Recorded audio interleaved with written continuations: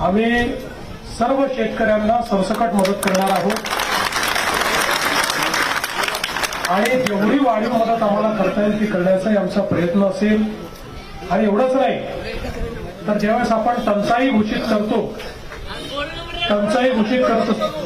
साहेब बोला दुष्काळ आणि कर्जमाफी करा, बोला दुष्काळ आणि कर्जमाफी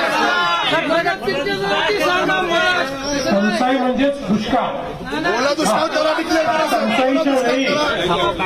टंचाईच्या वेळी ज्या उपाययोजना आपण सगळ्या करतो याला टंचाईत समजून तशा प्रकारच्या सगळ्या उपाययोजना या ठिकाणी आम्ही लागू करणार आहोत आणि सगळी मदत आपण करणार आहोत। या ठिकाणी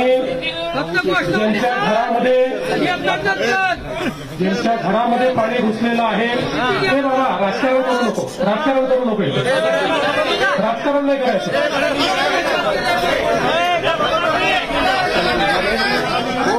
या ठिकाणी ज्यांच्या घरामध्ये पाणी घुसलेलं आहे त्यांनाही मदत करणार आहोत, ज्यांच्या दुकानाचं नुकसान झालंय त्यांनाही आपण पूर्णपणे मदत करणार आहोत। आणि केवळ या ठिकाणी आपली घोषणा नाही तर कालच पहिला हप्ता 2,300 कोटी रुपयाचा आपण रिलीज देखील केलेला आहे।